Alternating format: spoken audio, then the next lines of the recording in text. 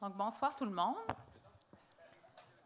Je suis Isabelle Godette, je suis organisatrice communautaire au Centre d'écologie urbaine de Montréal. Le Centre d'écologie a été mandaté par la Ville de Brossard pour animer tout le processus de consultation et proposer un processus aussi. Donc, avant de commencer, tout d'abord, je veux vous souhaiter la bienvenue. Malgré le super beau temps dehors, vous êtes là, donc on apprécie beaucoup. Et je voudrais passer la parole à Monsieur le maire Paul Leduc, et après, je vais vous présenter le déroulement de la soirée.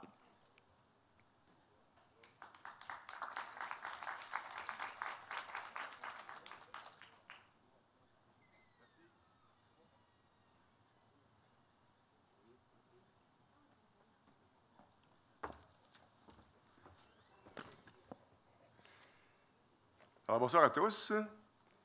Alors, d'abord, citoyennes et citoyens, collègues du conseil municipal, j'ai vu Pascal Forget, j'ai vu Pierre Audenayou, Pierre Fortier. Il n'y en a pas d'autres? Non?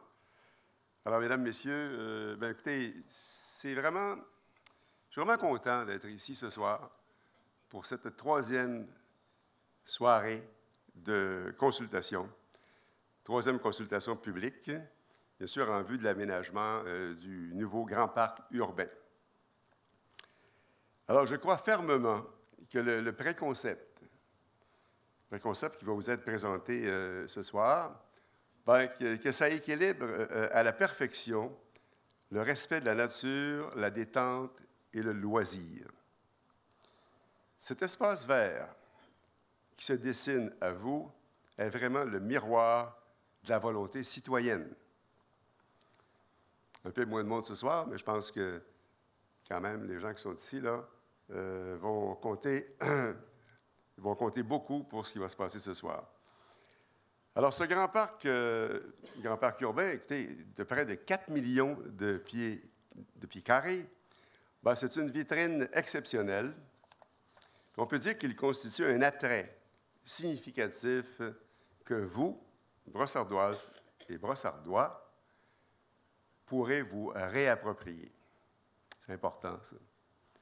Alors, comme vous le savez, la conservation et la valorisation des milieux naturels et des espaces verts se situent au cœur de nos priorités. Ce grand parc urbain est en adéquation avec notre vision de mise en valeur de nos espaces verts.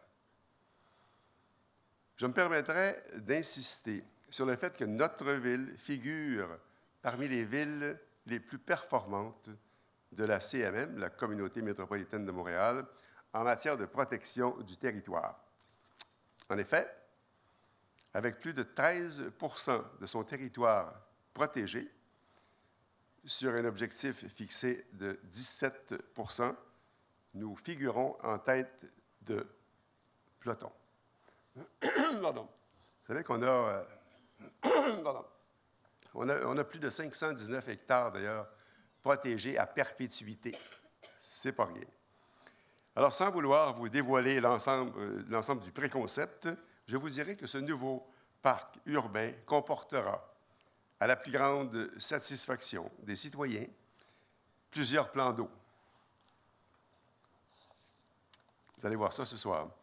De plus, un imposant circuit piétonnier de 5,5 km sillonnera cet espace vert. Que dire aussi des 1000 arbres qui viendront bonifier le couvert forestier et agrémenter cet espace naturel. Vous tous, citoyens, avez joué un rôle significatif dans l'élaboration de ce préconcept.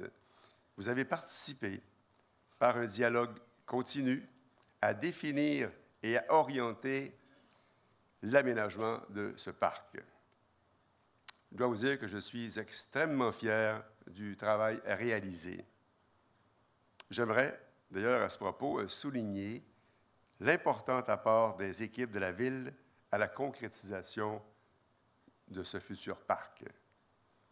Il est le fruit d'une synergie accrue entre les différentes directions, par exemple le génie, les loisirs, les travaux publics, l'urbanisme, les communications, le bureau de projet, ainsi que la direction générale, ont collaboré activement afin de vous offrir, chers citoyens, un espace qui répond à vos attentes.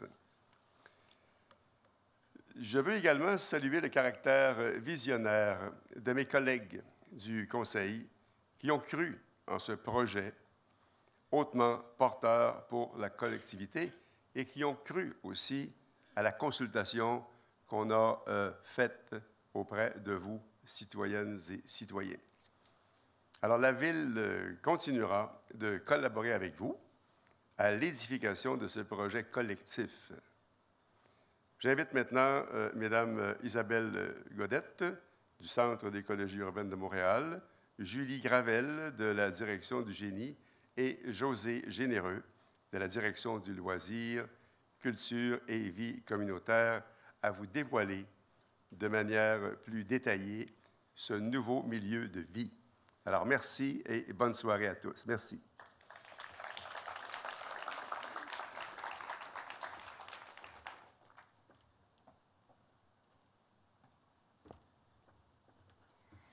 Donc, ce soir, c'est moi qui vais animer la rencontre. I want to tell you that the presentation will be in French, but if you want to talk in English, it's good for you. Mon anglais, ma phrase était meilleure que ça tantôt. Tu sais, commencer comme ça en anglais, là. Donc, je voulais vous informer que ce soir, la présentation et toutes les discussions vont être filmées et la présentation sera disponible en ligne dans quelques semaines. Donc, faut que je fasse attention. Donc, on arrive ce soir à notre troisième rencontre de consultation. Donc, la conclusion du processus pour la consultation pour le Grand Parc urbain. Les professionnels, depuis la dernière rencontre, ont vraiment travaillé fort pour présenter ce soir le fruit de leur travail.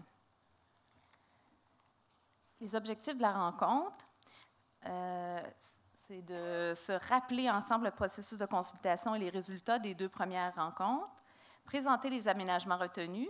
On va aussi répondre à vos questions, entendre les commentaires et évaluer le processus. Il y aura une feuille d'évaluation qui vous sera remise plus tard, à la fin de à mi-rencontre, comme ça vous allez pouvoir prendre des notes. Moi, je vais être le gentil chien de garde ce soir, donc je vais vous demander de respecter les règles que je vais vous proposer et de vous centrer idéalement sur les objectifs de la soirée. Et surtout, dans vos interventions, de rester respectueux envers les personnes. Ça va de soi. Donc, après notre mot d'introduction, je vous présenterai le retour et les résultats des 2 premières consultations. Il y aura une période de questions.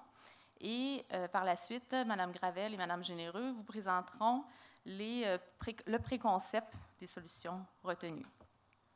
Il y aura un mot de la fin avec l'évaluation. Ce soir, je vais vous communiquer les principaux résultats. On ne sera pas en mesure d'aller en détail. Il y avait 27 questions qui vous étaient posées lors de la 2e rencontre de consultation en kiosque. Donc, on va aller dans les faits généraux pour laisser plus d'espace, pour répondre, plus présenter les concepts. C'est ce qui vous intéresse, je pense, ce soir. Donc, il y aura, les 2 formules de période de questions vont être différentes. À chaque moment, je vais vous proposer la formule que j'ai retenue. Donc, juste avant de commencer, j'aimerais voir à main levée qui a participé à la première rencontre qui était en novembre dernier. Bonne participation. Et en mars dernier? OK.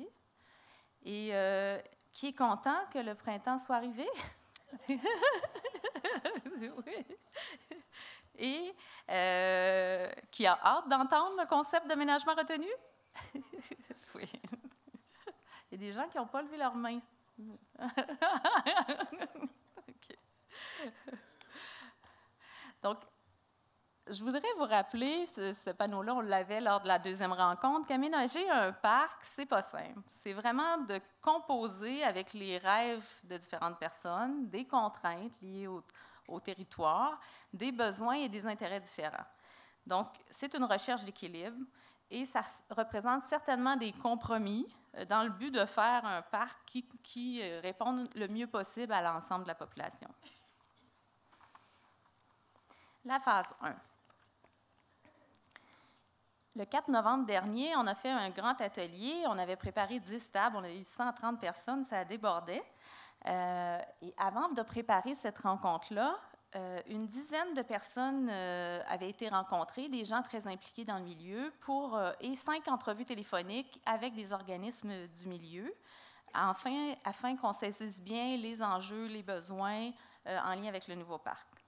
La rencontre du 4 novembre visait à connaître les besoins et les attentes, et on vous a questionné sur les questions d'écologie et environnement, la qualité de l'expérience, l'accès au site, l'aspect physique, les usages qui étaient souhaités. De cette rencontre, on a élaboré une vision qui vous avait été présentée le 22 mars. Donc, la vision, je la lis. Une fois aménagé, le Grand Parc urbain de Brossard possède une personnalité distinctive par sa taille, son aspect naturel et boisé, ainsi que les activités offertes à l'ensemble des citoyens. Dans un cadre favorisant la quiétude des riverains, ces usagers peuvent s'y détendre, s'y rencontrer, s'amuser et s'adonner à une variété d'activités été comme hiver. Des sentiers pédestres et cyclables favorisent les déplacements actifs et sécuritaires. La culture, l'art public, l'interprétation de la nature ont une place importante au Grand Parc urbain. Ils reflètent la richesse de la diversité culturelle et la présence d'une école en son cœur. On n'avait reçu aucun commentaire sur la vision, ou un ou deux seulement lors de la deuxième atelier. Donc, elle a été maintenue de la même façon. La phase 2. La phase 2, il y a eu 2 approches de consultation. Il y a eu la rencontre porte ouverte le 22 mars sous la forme de kiosques de consultation. Et la Ville a aussi fait un sondage en ligne qui reprenait les mêmes questions et qui donnait l'information sur le site web de la rencontre de la porte ouverte. Les thèmes des kiosques de la porte ouverte, c'était l'information et l'analyse du site. C'est les panneaux qu'on vous a représentés ici, qui incluaient l'information sur les développements domiciliaires, l'ambiance du parc. On vous a questionné sur les activités, le type d'aménagement que vous souhaitiez pour l'eau et les bassins, et aussi toutes les questions d'accès, aménagement, d'intersection, déplacement à pied, stationnement. Donc, comme je disais, ce soir, je vais vous présenter les faits saillants. On ne reviendra pas, par exemple, sur le positionnement des installations, mais tous les commentaires ont été retenus et entendus pour le développement du plan qui va être proposé. Le profil des participants de la phase 2. Donc, on voit par les résultats les profils des participants que c'était 2 groupes assez différents. À la porte ouverte, 77 participants et au sondage, 477 participants. Là, ça n'a l'air pas beaucoup, une porte ouverte, 77 à côté de 477, mais c'est une très bonne participation. 77 personnes qui se déplacent à une rencontre de consultation, c'est excellent. Donc, le profil des participants, on voit que à la porte ouverte, on avait plus de gens de 50 ans et plus, tandis qu'au sondage, c'était plus des jeunes familles avec des profils de 26-49 ans. Et à la porte ouverte, on avait 60 % de riverains du parc ou du secteur C, tandis que dans le sondage, ils représentaient plus 40 %. Donc, on peut dire que les 2 approches ont permis en quelque sorte, étaient complémentaires, ont permis de recueillir les commentaires de plusieurs profils de population. Les résultats de la consultation. On vous a demandé quel type, votre adhésion à chaque scénario pour les ambiances générales souhaitées dans le parc. Donc, la tendance observée lors de la rencontre porte ouverte est confirmée par les résultats du sondage. L'ambiance semi-aménagée est de loin l'option préférée, suivie de l'ambiance naturelle. Juste dans le sondage, il y avait 63 commentaires différents.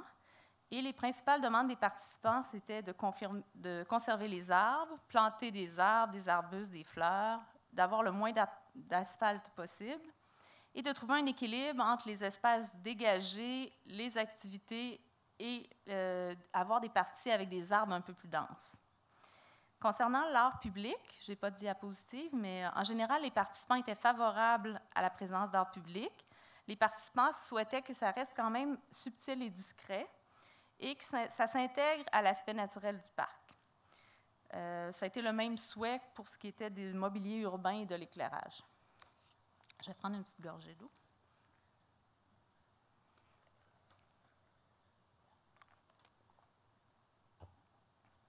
Ici, on a un exemple de ce que pourrait être l'ambiance semi-aménagée.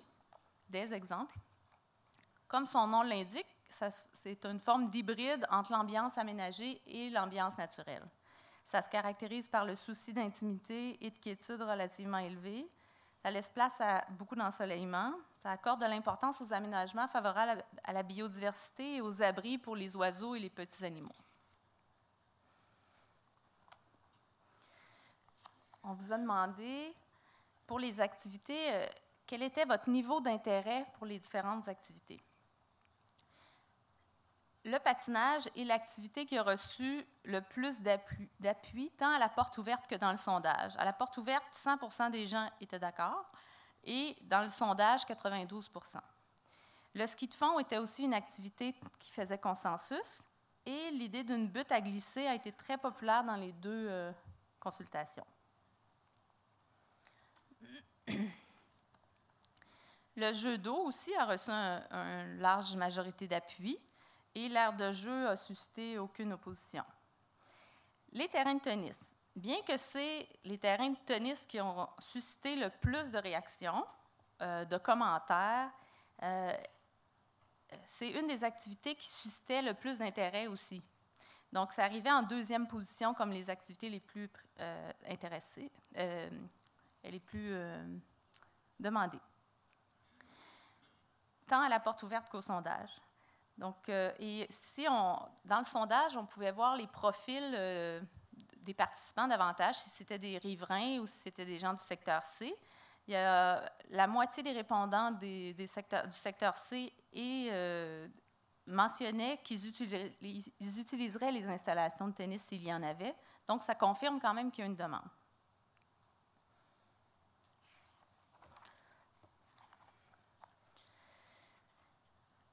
De la même façon, le circuit d'entraînement a reçu aussi beaucoup d'appui et un pavillon multifonctionnel. Je rappelle, un pavillon multifonctionnel, c'est une sorte d'abri qui permet des activités à l'extérieur, à l'abri des intempéries, qui pourraient, par exemple, servir à du tai chi ou d'autres activités. Les activités moins populaires. Le jardin communautaire a suscité un peu plus d'intérêt lors de la porte ouverte que dans le sondage, tant par les riverains, mais a reçu un accueil très mitigé. Non, pardon. A suscité un peu plus d'intérêt chez les gens présents à la porte ouverte, mais très mitigé dans le sondage, tant par les riverains que les résidents du secteur C, ou des gens ailleurs à Brossard. Donc, c'était un consensus. Il y avait des gens pour, des gens contre. Le terrain de pétanque, bien qu'il y ait eu peu d'opposants, recevait moins d'appui en comparaison aux autres activités. Les jeux d'échecs aussi géants recevaient moins d'appui. Les gens mentionnaient qu'ils préféraient peut-être avoir des tables pour faire des jeux. Et le parc canin, comme dans toutes les villes, le parc canin a suscité beaucoup de réactions, que je résumerais d'un côté, c'est un réel besoin, et de l'autre, on ne le veut pas près de chez soi. Donc, par conséquent, les activités moins populaires ne se retrouveront pas dans le concept qui vous sera proposé ce soir. Concernant les bassins de rétention et les étangs, pour se remettre en contexte, on se rappelle, vous connaissez sûrement, que le futur parc est bordé par le ruisseau d'Aigneau et compte actuellement 4 étangs et 2 bassins de rétention. L'eau et l'écosystème, c'est un aspect qui nous a été mentionné comme qui interpellait beaucoup les citoyens dans toute la démarche. Donc, si je commence par les bassins de rétention, je rappelle qu'un bassin de rétention, ça sert à retenir l'eau de pluie et de libérer graduellement l'eau accumulée vers les cours d'eau et le réseau d'égouts pluvial. Et c'est à ne pas confondre avec les étangs où il y a une eau, c'est un plan d'eau où il y a de l'eau en permanence. Donc, pour les bassins, L'option privilégiée dans la consultation et le sondage, c'est le bassin sec végétalisé, avec un souci clair de favoriser un aspect naturel dans la plupart des commentaires. Donc, l'ajout de végétaux dans ce type de bassin-là, ça contribue à filtrer les polluants. Pardon. Ici, on a une image, une illustration de ce que pourrait avoir l'air un bassin végétalisé.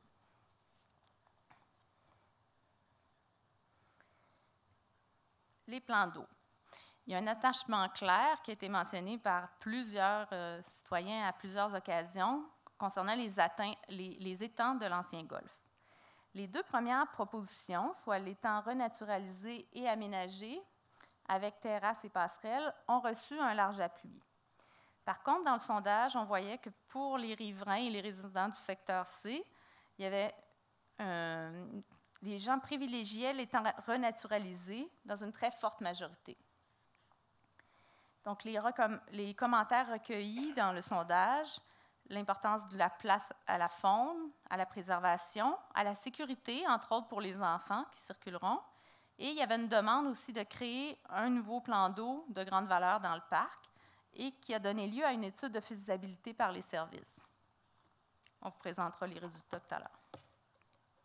Donc ici, on a une illustration de ce que pourrait avoir l'air un étang renaturalisé. Donc, on arrive à la première période de questions. On a environ 10 minutes pour les questions. La première période de questions, on la centre sur le processus et sur ce que je vous ai présenté. Puis on garde ça environ 10 minutes pour vraiment avoir plus de temps pour pouvoir poser des questions sur le scénario qui vous sera proposé. Donc, est-ce que vous avez des questions sur... J'inviterai les gens qui voudraient poser une question à se présenter au micro. Je vais prendre quelques questions.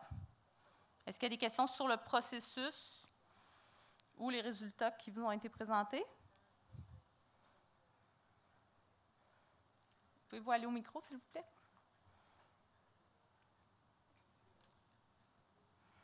Merci de casser la glace. Non, mais une petite question, c'est les étangs renaturalisés. Oui.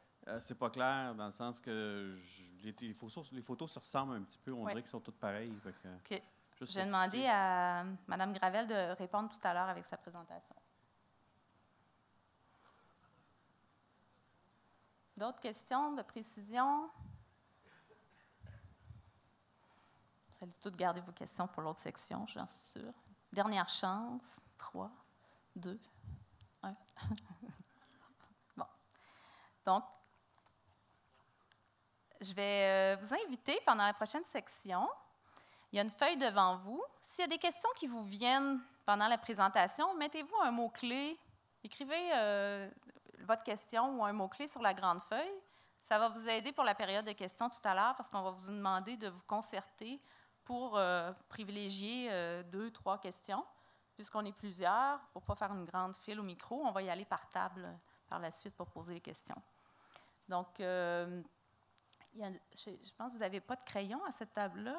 Vous pouvez peut-être vous approcher ou bien vous partagez les crayons. Je pensais que les gens s'assoiraient au milieu, mais il reste des places si vous voulez venir vous asseoir. Donc, je vais passer la parole à Julie Gravel, qui est chef de division en architecture de paysage. Et c'est ça.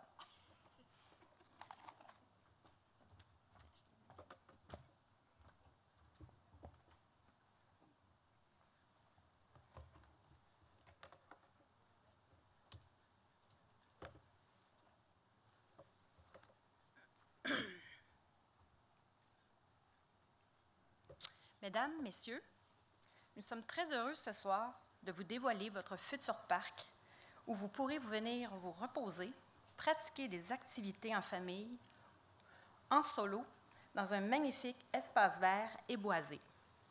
Le projet du Grand Parc urbain est le résultat d'un processus de concertation auquel vous avez participé, vous les citoyens, à différents moments, mais aussi à l'implication d'une équipe de projet qui regroupe les directions de la Ville.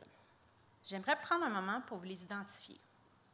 La direction générale, pour le bien-être du projet en soi, la direction des loisirs, culture et vie communautaire pour la validation de la programmation du parc, la direction du génie dans l'élaboration de la vision du parc en lien avec la programmation et les attentes citoyennes, la direction des travaux publics pour toutes les questions d'entretien et d'expertise terrain, la direction de l'urbanisme dans le but de faire les liens avec les différents projets de développement à proximité du parc, et enfin, la direction des communications qui a fait le pont entre le groupe de travail et les citoyens, ainsi que la mise à jour des informations partagées sur les réseaux sociaux.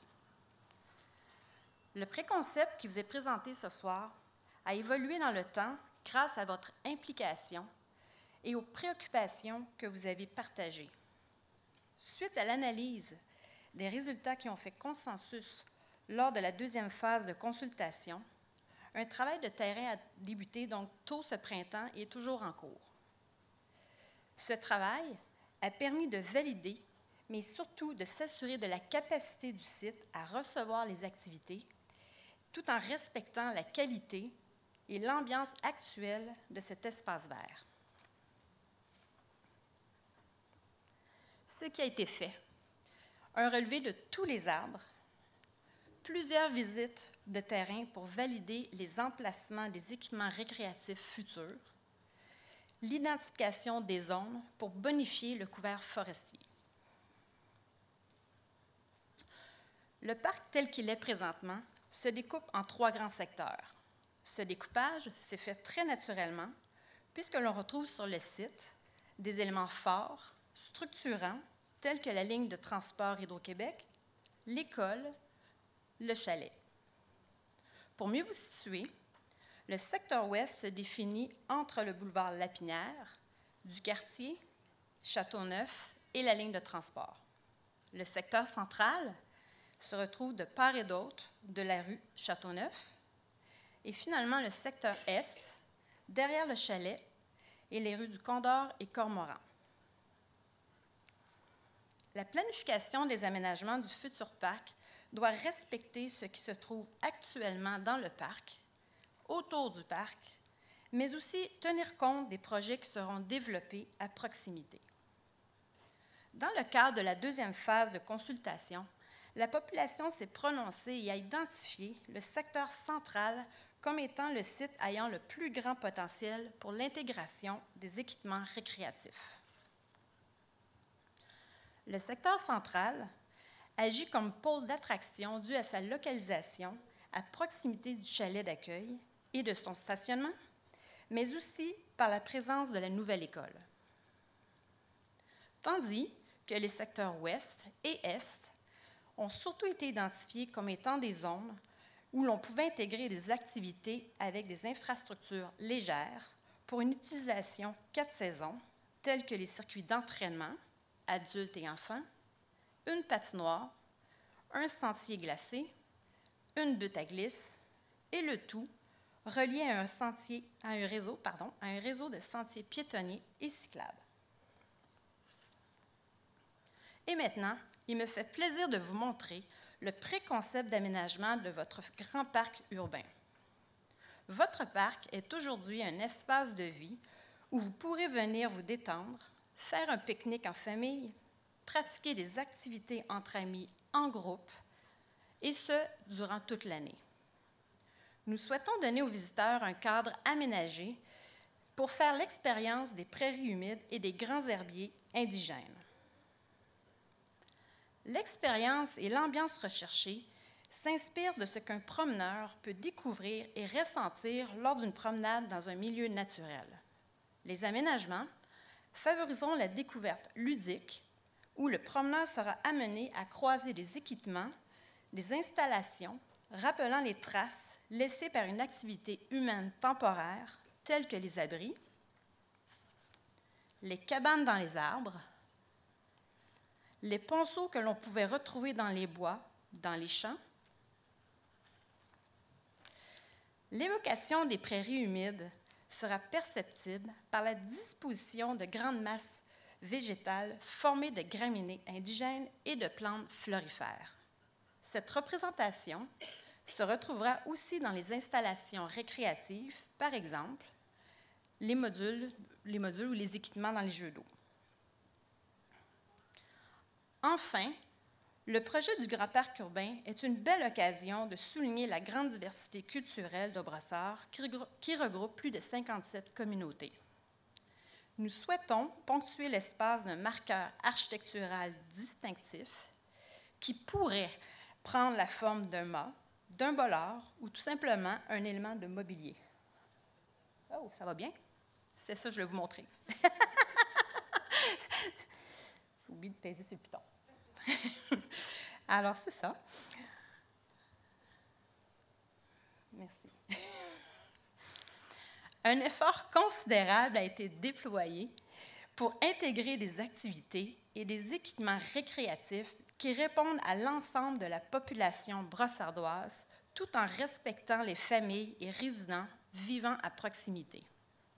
Le parc offrira un circuit piétonnier éclairé d'une longueur de plus de 5,5 km, une piste cyclable éclairée de plus de 3 km reliée au réseau existant, un sentier glacé éclairé d'une longueur de plus de 600 mètres, une bonification du couvert forestier en plantant plus de 1000 arbres, l'aménagement de zones tampons entre les équipements récréatifs et les résidences, l'amélioration des aménagements sur le pourtour de tous les étangs existants. Lors des 2 phases de consultation précédentes, vous avez manifesté votre très grande déception par la disparition de l'étang qui se retrouvait dans la zone développable. L'équipe de projet vous a entendu et a travaillé sur différentes alternatives, et nous sommes très contents ce soir de vous annoncer la création d'un nouveau plan d'eau. Ce nouveau plan d'eau sera combiné à un bassin de rétention qui captera les eaux pluviales et de surface et sera implanté dans le même axe que l'ancien étang. Rappelons ici qu'il s'agit d'un préconcept. La vraie conception débutera dans les prochains mois. Et à la lumière des études plus poussées qui seront réalisées, la forme du plan d'eau pourrait changer. Ce que je vais juste illustrer, dans le fond, c'est que l'ancien plan d'eau, c'est le petit format, et le futur plan d'eau pourrait prendre une dimension beaucoup plus grande, alors beaucoup plus imposante, qui serait très intéressant aussi. Le plan d'eau sera aménagé avec une forme d'aspect naturel, avec des plantations d'arbres, d'arbustes et de plantes de rivage pour la création d'habitats fauniques. Une passerelle ou un quai pourrait être aménagé pour se rapprocher de la surface de l'eau et venir s'y reposer. À titre d'exemple, voici des photos prises ce printemps au parc Lugano 2, qui se situe dans le domaine de la Rive-Sud. Ce projet similaire est une réalisation 2015. C'est pour cette raison que la végétation que vous voyez sur les images sont très, très petites, mais on était au printemps tardif, alors si vous y retournez, peut-être que vous allez voir plus de la végétation est plus intéressante. Là. Alors, quant aux autres étangs, c'est-à-dire ceux qui sont conservés, seront végétalisés et entretenus avec des techniques écologiques.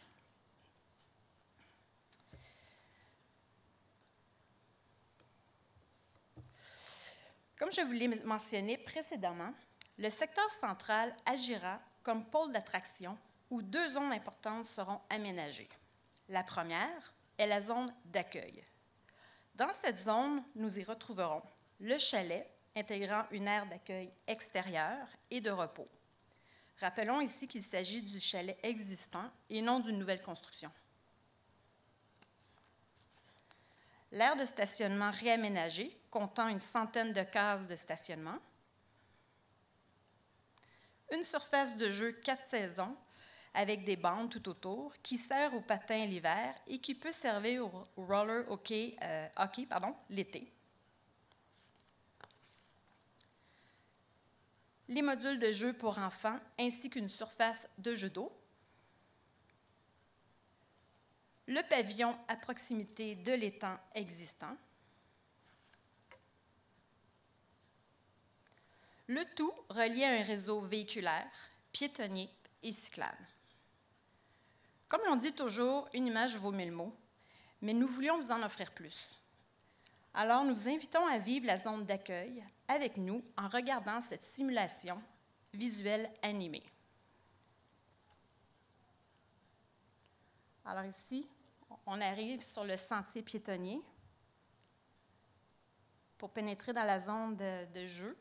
À droite, vous avez les jeux d'eau. Tout au fond, on voit l'étang existant et son pavillon à proximité. On va survoler la zone.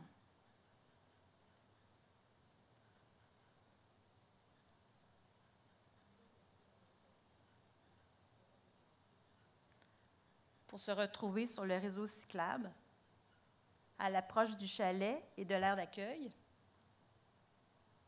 pour survoler la zone, pour avoir un aperçu de l'ensemble de la zone d'accueil.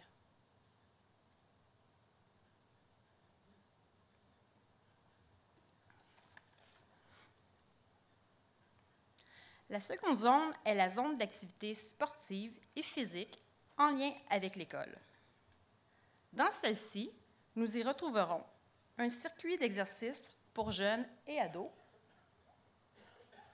un bâtiment de service,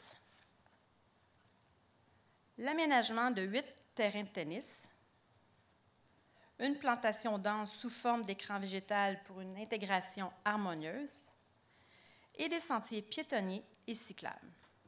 Nous souhaitons ici mentionner que tous les arbres de cette zone ont fait l'objet d'un relevé et que la proposition illustrée tient compte de tous ces arbres. Aucun arbre ne sera coupé pour l'intégration des tennis. De plus, nous avons pu conserver un certain recul entre les tennis, l'école et la zone développable pour permettre la plantation d'arbres, d'arbustes qui agiront comme écran.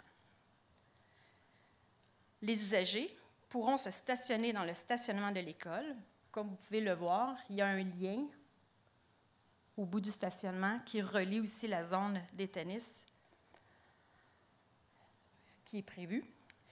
Et aussi, du stationnement sera possible sur rue, sur Châteauneuf. Je vous invite encore une fois à visionner la simulation. Alors ici, on va longer la zone des activités enfants, parcours défi. On est sur le sentier cyclable et on va approcher l'intersection sur la rue Châteauneuf, la traverse. Et en arrière-plan, on va voir la zone des terrains de tennis.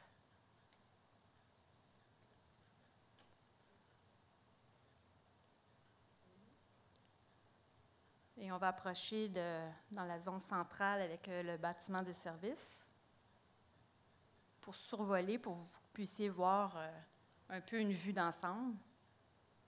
Il faut comprendre que c'est une simulation. On n'a pas pu mettre l'ensemble de tous les détails des aménagements paysagers parce que les vidéos seraient extrêmement lourdes, mais on voulait juste quand même que vous compreniez l'ambiance qu'on pouvait retrouver, mais il y a des subtilités, c'est vraiment un préconcept.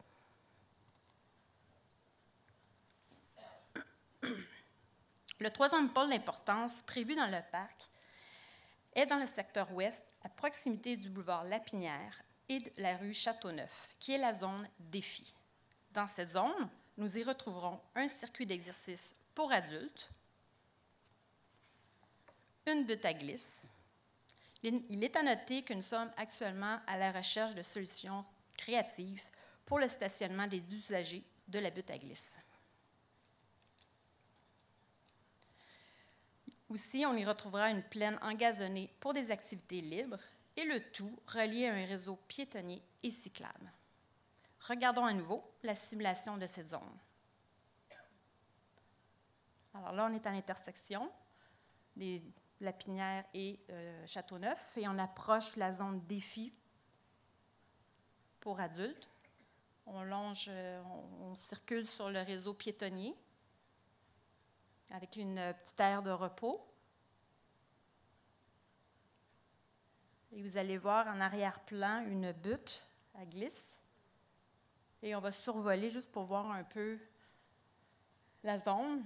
Et lorsqu'on parle de butte à glisse, pour l'instant, il est illustré approximativement à 3,5 mètres de haut. Alors, ce n'est pas une montagne, c'est vraiment actuellement une butte à glisse.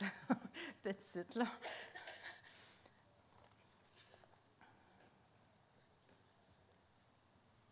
Le Grand Parc urbain doit être un espace perméable, c'est-à-dire un lieu où l'on peut rentrer et sortir à différents endroits.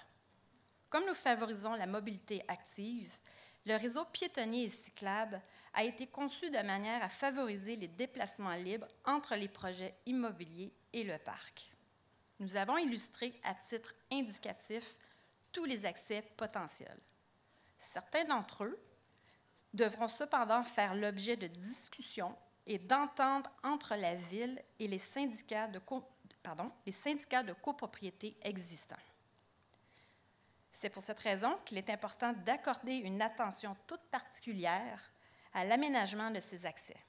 Ces aménagements sont là pour assurer la sécurité des différents utilisateurs, qu'ils soient en voiture, à vélo et à pied.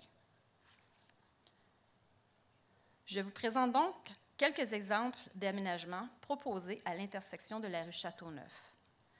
On pourrait y retrouver des rehaussements de chaussées pour ralentir la circulation, des avancées de trottoirs pour diminuer le temps de passage des piétons et cyclistes, des plantations pour signaler les zones de croisement auto, vélo, piéton, et lorsque ce sera possible, des changements dans le revêtement de sol. Ceci complète donc notre tour d'horizon des aménagements prévus dans le parc. Je vais maintenant passer la parole à ma collègue Josée Généreux de la Direction du loisir, culture et vie communautaire. Merci.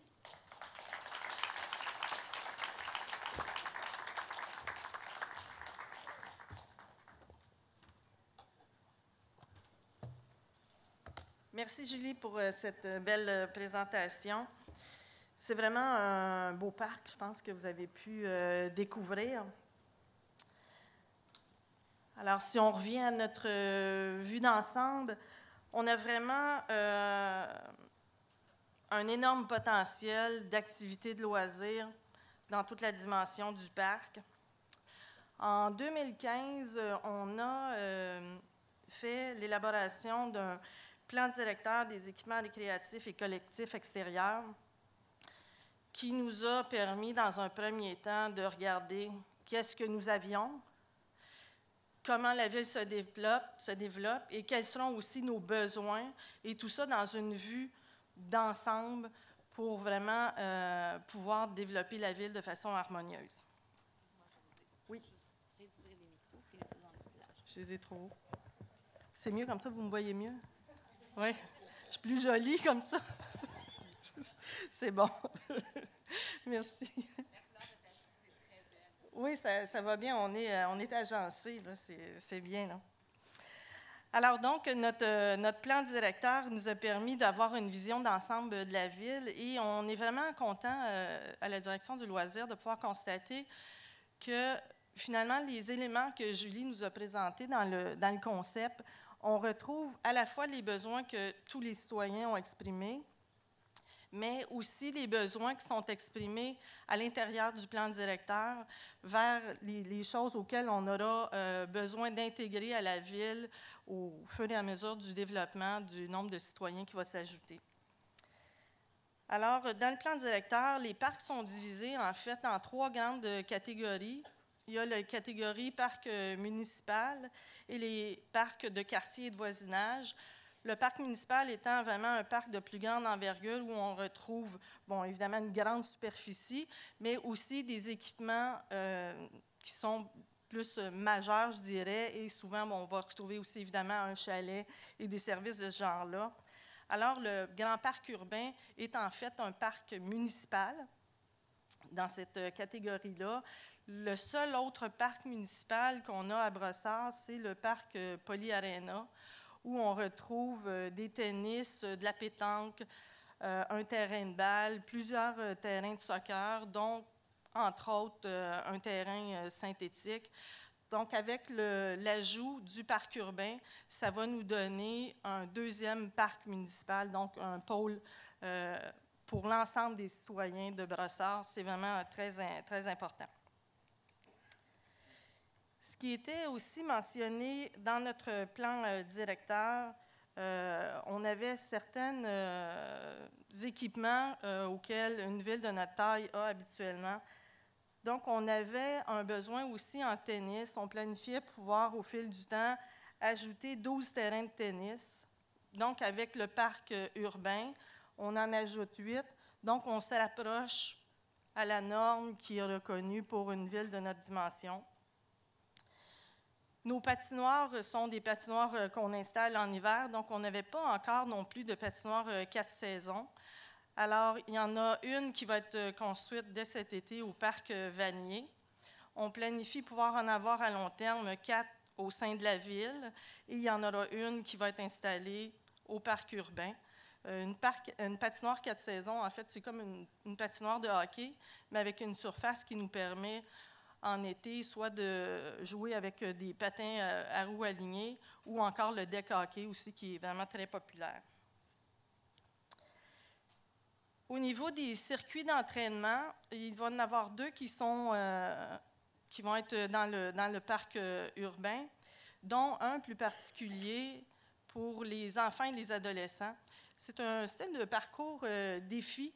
C'est comme une espèce de course à obstacles qu'on fait, auquel on peut être chronométré. Ça développe à la fois la condition physique, mais aussi le défi entre amis, pouvoir battre son record. Ça peut être chronométré. Fait que ça suscite beaucoup d'intérêt. Il y a des émissions de TV un petit peu qui ressemblent un peu à ça. Et c'est vraiment, ça serait une nouveauté au Québec. Il n'y en a pas encore, il n'y a personne qui a intégré ce genre d'équipement-là dans ses équipements de ville. Évidemment, comme le mentionnait aussi M. Leduc, il y a quand même un important réseau de sentiers de 5,5 km qui vont évidemment pouvoir être utilisés en hiver pour faire du ski de fond, de la marche. Il y a aussi un réseau de cyclables qui est séparé. Ça a été identifié et on en a tenu compte aussi. Et il y a aussi le sentier glacé auquel on voit sur la portion complètement en haut. Et avec l'ajout de la nouvelle étang, on va pouvoir aussi éventuellement les interconnecter pour nous donner vraiment un espace de patin qui va être beaucoup plus, de patinage libre beaucoup plus grand. Donc, on peut prendre le sentier glacé, se rendre sur la grande étang et pouvoir patiner aussi dessus. Ça, c'est une possibilité qu'on pourrait avoir aussi. L'autre élément intéressant que Julie nous a présenté, c'est au niveau des jeux d'eau. À la ville de Brossard, on n'a quand même pas beaucoup de jeux d'eau. Actuellement, on en a 3 seulement. Alors, le fait d'en ajouter un autre, ça va être vraiment un ajout intéressant. Et je vous dirais, avec les nouvelles températures qu'on a un petit peu, des printemps qui arrivent subitement, on ouvre le bouton été d'un coup et on le ferme des fois aussi d'un coup, là, mais on a aussi de très beaux automnes. Donc, ça permet de pouvoir démarrer les saisons beaucoup plus tôt et les terminer aussi. Si la saison s'étire, bon, on a juste à laisser nos jeux d'eau en fonction. Et c'est vraiment un usage libre. Donc, les gens, s'il fait chaud, peuvent aller se rafraîchir. Et ce n'est pas seulement pour les enfants, hein, les jeux d'eau. C'est aussi pour les grands, quand il fait chaud, c'est agréable. Comme Julie le mentionnait aussi, il y a 1000 arbres qui vont être plantés. J'imagine que ça ne sera pas toutes de la même espèce. Non. Donc, il va y avoir une grande variété d'arbres, d'arbustes, de plantes, les étangs, végétalisation. Donc, un énorme potentiel pour installer aussi par la suite des panneaux d'interprétation pour en faire un milieu de vie vivant que les gens vont pouvoir circuler puis apprendre des choses en même temps. Évidemment, tout ça s'insère aussi dans un milieu de vie qui est vraiment particulier avec son école qui est vraiment au cœur du parc. Alors, pour les enfants, ça va être un accès direct à la nature tout près, pouvoir aller jouer dans le parc et utiliser les équipements et particulièrement le parcours défi qui va se situer juste à côté. Les éducateurs physiques vont sûrement pouvoir l'utiliser et amener leur classe à cet endroit-là. L'autre point important aussi, c'est que tout ce parc-là, en fait, c'est tous des équipements neufs qui vont se retrouver. Alors, c'est vraiment un ajout intéressant à la ville d'avoir 8 beaux terrains de tennis qui vont être flambant neufs, des parcours d'entraînement qui vont être tout neufs aussi. Fait que ça demeure toujours, je dirais, un atout important d'avoir de nouveaux équipements tout neufs dans nos parcs. Pour ceux qui connaissaient le terrain de golf, le chalet, en fait, c'est l'ancien clubhouse. Donc, ce chalet-là, maintenant, est la propriété de la ville. On n'a pas encore déterminé exactement la programmation et l'utilisation du chalet. Ça demeure à voir selon le développement du parc et des besoins de la population. Cependant, on a entendu vos souhaits pendant les différentes consultations. Ce que vous avez souligné, en fait, c'est que vous désirez vous y rassembler. Vous désirez avoir aussi un espace pour vous reposer, participer aussi à différentes activités, avoir accès à certains services comme de la restauration ou encore de la location d'équipements. Si vous faites du patin, vous aimeriez peut-être avoir des patins. C'est ce que vous avez souligné, de pouvoir en louer sur place. Les travaux d'aménagement ne sont pas nécessairement réalisés, évidemment, cette année, mais on compte quand même faire une ouverture sécuritaire dès l'été 2016. Donc, il va y avoir un accès temporaire avant la rénovation complète du chalet. Et ce que les travaux publics travaillent en ce moment, ils ont fait un plan de travail aussi avec d'autres directions pour assurer la sécurité des usagers, en tenant compte des différents éléments, entre autres les travaux. La rue Châteauneuf est en train de se construire. Alors, il y a des travaux qui se font directement dessus. Il y a aussi des travaux qui se font dans le parc, comme par exemple les bassins de rétention. Là, ceux qui habitent autour, vous voyez de la machinerie. Il y a les développements futurs aussi qui s'en viennent. Donc, il va y avoir de la construction d'édifices qui vont se faire. Fait qu'il faut tenir compte de ces différents éléments-là. On a remarqué aussi que déjà, les citoyens, vous avez commencé à vous approprier votre parc. Alors, les gens circulent déjà dans le parc, c'est bien. Mais on vous demanderait aussi d'avoir une extrême prudence, là, parce qu'il y a beaucoup de constructions qui se font là, au fil du temps. Alors, pour l'été 2016, les interventions qui vont avoir lieu, il va y avoir, entre autres, un balisage qui va vous permettre de bien identifier les limites des propriétés. On va installer des affiches à intervalles réguliers qui vont pouvoir vous donner une idée sur vraiment les zones qui sont constructibles, notamment le jardin du quartier puis le brassard sur le parc. Donc, vous allez pouvoir identifier qu'est-ce qui est au parc puis qu'est-ce qui ne l'est pas. On vous a entendu aussi sur la portion de l'étang qui est tout près de l'école.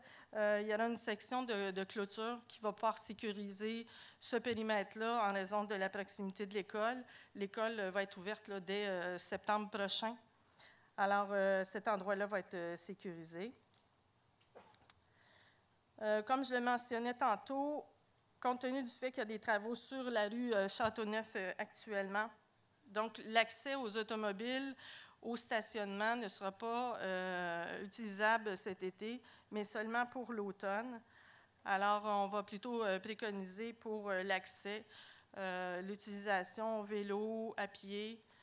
Donc, les travaux publics vont nettoyer les environs pour le ponceau qui traverse par le ruisseau d'Aigneau. Donc, les barrières vont être enlevées et tout l'endroit va être dégagé pour faciliter l'accès piétons et vélos. Comme je mentionnais tantôt, il va y avoir cet été l'ouverture temporaire du chalet. Donc, ça va être pour l'instant une halte repos intérieur. Vous allez pouvoir aller avoir accès aux toilettes. Il va y avoir du mobilier. Donc, s'il y a un orage qui passe en été, vous n'êtes pas loin.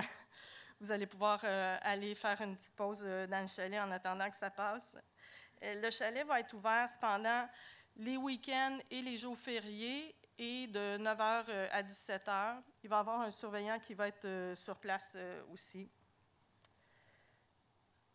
Nous allons effectuer des travaux de nettoyage qui sont actuellement en cours, rafraîchir un peu les lieux, mais il va y avoir des travaux qui vont être beaucoup plus importants.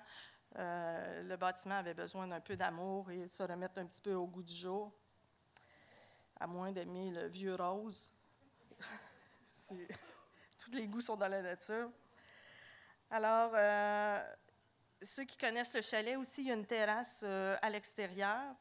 Donc, nous allons installer des tables à pique-nique sur la terrasse près du chalet.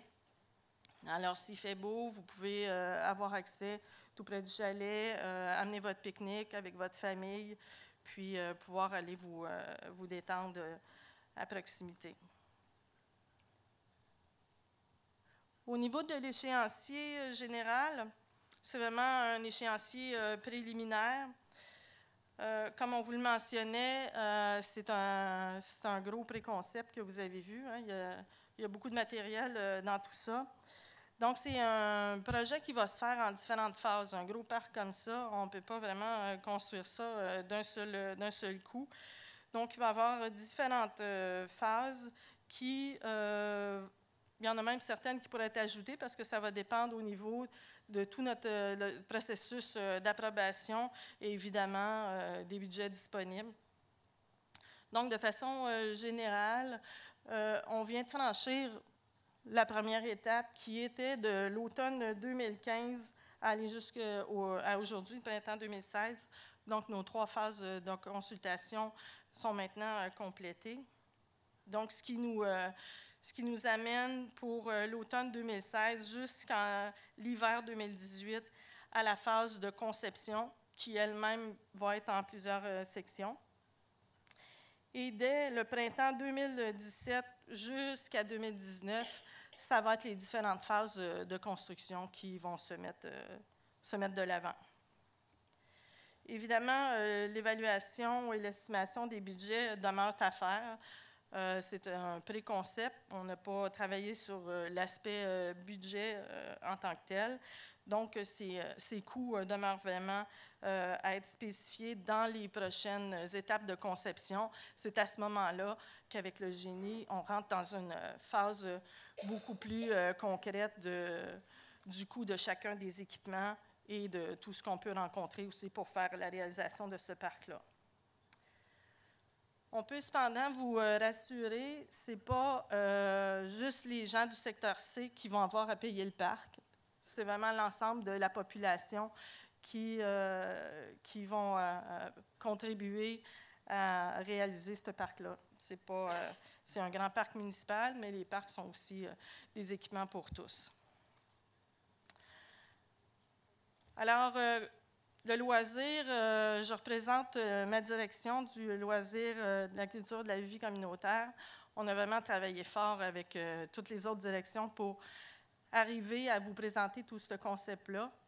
Et on est vraiment contents et surtout, je suis certaine que vous allez avoir beaucoup de plaisir à utiliser ce parc-là. Merci.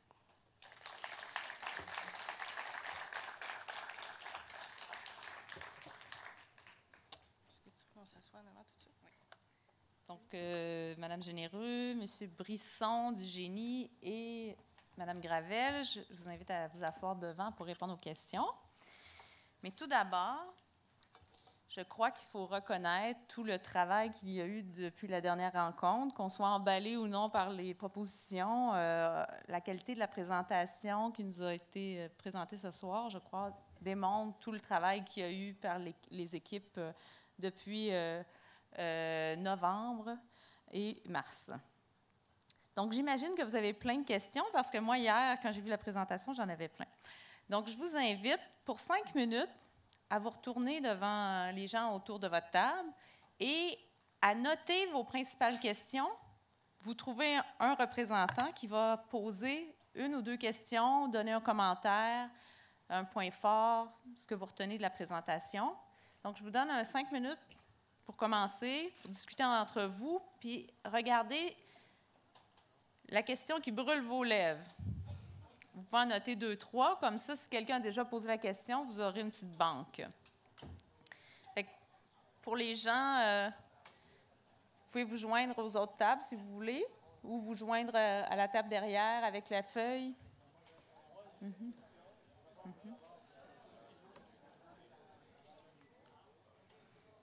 Venir ensemble. Et selon comment ça avance, on pourra prendre d'autres questions. Donc, je voudrais rappeler que on va prendre les questions. Donc, je voulais rappeler que la présentation et la captation de ce soir sera disponible là, dans les prochaines semaines sur Internet. Donc, vous pourrez tout revoir ça à tête reposée. Donc, ce soir, à la table, on a José Généreux des Loisirs qui va répondre à certaines questions, Julie Gravel du Génie et Jonathan Brisson s'il y a des questions d'urbanisme. Est-ce qu'il y a une première table qui veut se lancer? Je vais vous demander d'être concis pour pouvoir